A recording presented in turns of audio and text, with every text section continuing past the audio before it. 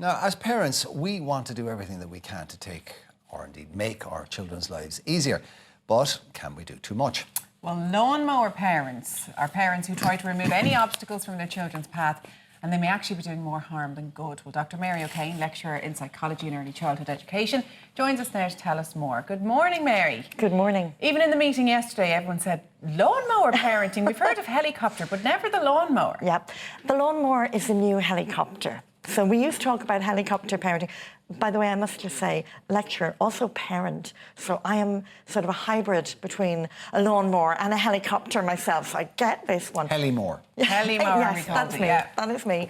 The helicopter was when you hover over your child and you're watching, you see something happening and you dip in and out.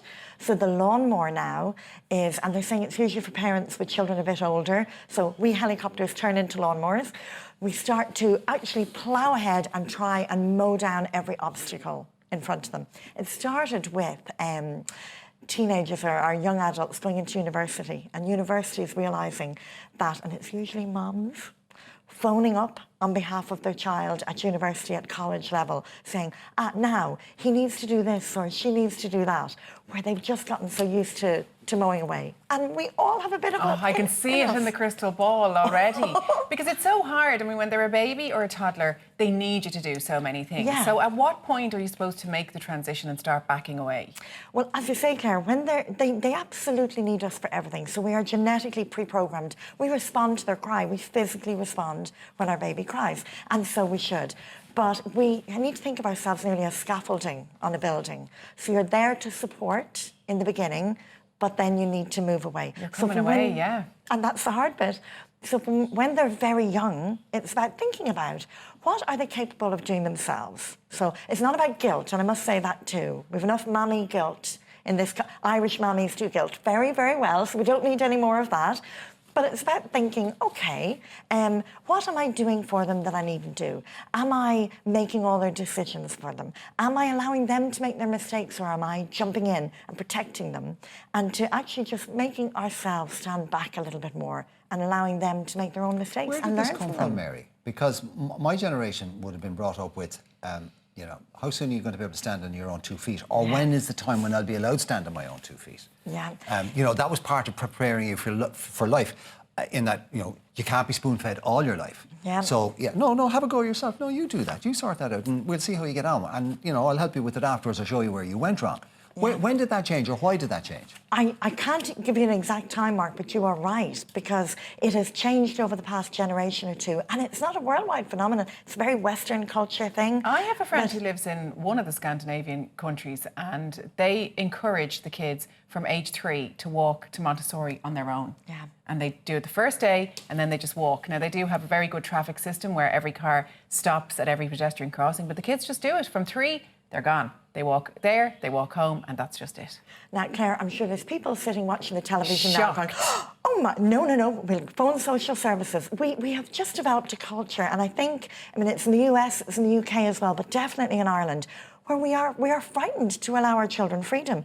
We had the freedom to play when we were young. Our parents would have said, we had a caravan in Arklow years ago, to be go out there in the morning and you come back when you're hungry. You go and play. And we learned so much, because all these skills, negotiation, compromise, settling arguments, we fought, we huffed with each other, we came home, but we didn't have parents constantly hovering over us trying to fix everything. And then I think we became so scared of giving our children freedom, stranger danger, what was out there lurking, that we have become so controlling of our children's lives and so frightened to give them freedom. I really encourage parents, and I give talks to parents, I encourage them, allow your child as much freedom. When they're little, even if you have the famous play date and they're in the back garden on a play date, you hear a yelp, and usually the mothers again, we all jump up and we rush out to see what's happening. We don't allow them solve their own problems. We don't allow them fight and argue among each other and resolve those issues. And by not doing that, we are preventing them from learning all the skills that our parents sort of let us go out there and we then developed on our own. And there is a cost, a price to pay for this. All those skills that we're learning, those social skills, negotiation, all those interactions, by not developing those skills, as our children become older, they are becoming more anxious. Levels of anxiety are rising, levels of depression are rising. If we don't allow our children to develop these skills when they are young, we are paying the price in later years. Well, eventually we'll be gone. They'll have to stand on their own 2 feet. They have and to. What happens if they can't cope? Exactly. We are not allowing them to learn by their own mistakes. The number of young people now that a mistake is awful. A mistake is how we learn. Yeah. Mistakes are really important. Any famous inventor, nobody came along and suddenly, Edison, I invent the light bulb. No, they have errors, they have mistakes, they learn from them. So they didn't see mistakes as being this disaster. Mistakes are how we learn. And I think our young children are being deprived of that a little bit.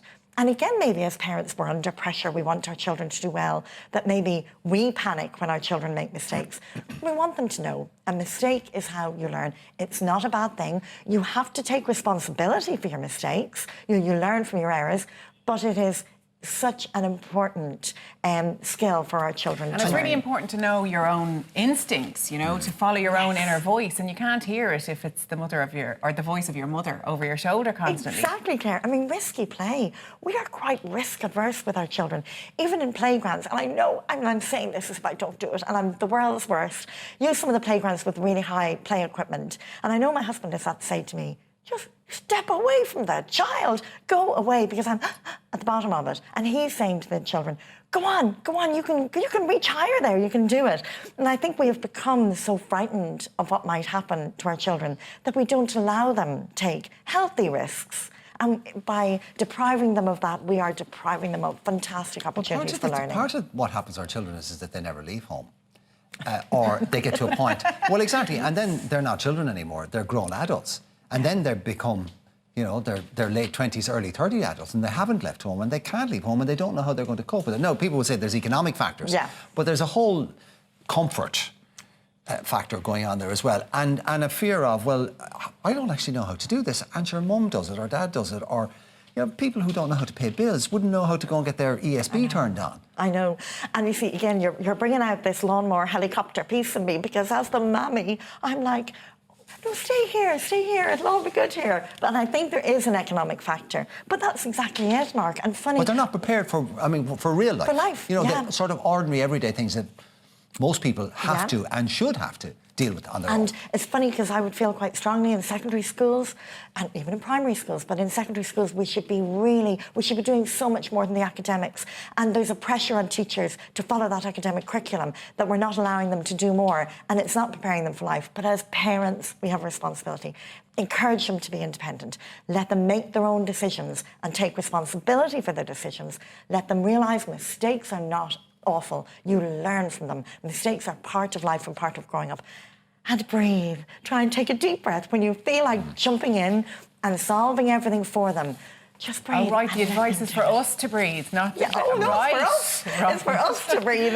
I'll do my best, and I'll step away. There's nothing more terrifying than being under that timing frame and seeing your 4-year-old heading up the top. But I'll do it, Mary.